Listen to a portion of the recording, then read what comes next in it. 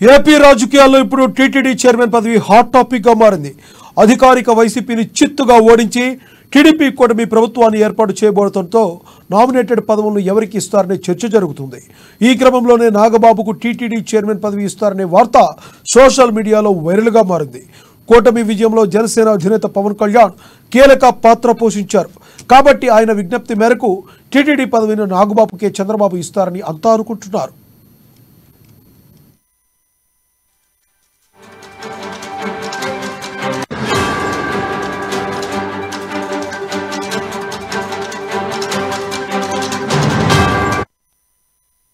AP ఎన్నికల్లో NDA కూటమి కనీ విని ఎరుగని రీతిలో అఖండ విజయం సాధించింది.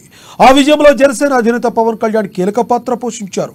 వైసీపీ వ్యతిరేక ఓట్లు చేలకూడదని మొదటి నుంచి టీడీపీ బీజేపీ పార్టీలను పొత్తుల వైపు ఒప్పించారు. ఈ క్రమంలో ఎన్నో త్యాగాలు చేశారు పవన్ కళ్యాణ్. పొత్తు ధర్మం కోసం తన పట్టున్న నియోజకవర్గాలను వదిలేశాడు. ఆఖరికి తన సోదరుడు నాగబాబు పోటీ చేద్దామనుకున్న ఎంపీ స్థానాన్ని కూడా త్యాగం చేశారు. చివరకు తాను అనుకున్నట్టుగానే వైసీపీని చిత్తుగా ఓడించి ఏపీ రాజకీయాల్లో ఒక గేమ్ చేంజర్గా మారారు.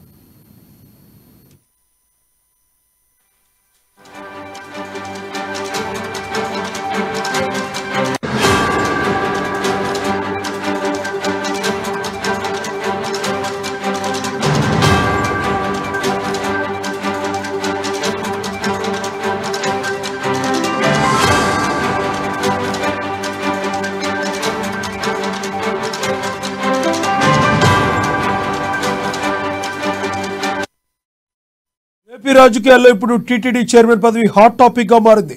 అధికారిక వైసీపీని చిత్తుగా ఓడించి టీడీపీ కూటమి ప్రభుత్వాన్ని ఏర్పాటు చేయబోతుండటంతో నామినేటెడ్ పదవులను ఎవరికి ఇస్తారనే చర్చ జరుగుతుంది.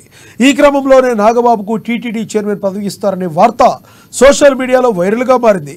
కూటమి విజయంలో జనసేన అధినేత పవన్ కళ్యాణ్ కీలక పాత్ర పోషించారు. కాబట్టి ఆయన విజ్ఞప్తి మేరకు టీటీడీ పదవిని నాగబాబుకే చంద్రబాబు ఇస్తారని అంతా అనుకుంటున్నారు. ఏపీ ఎన్నికల్లో ఎన్డీఏ కూటమి కనీ విని ఎరుగని రీతిలో అఖండ విజయం సాధించింది.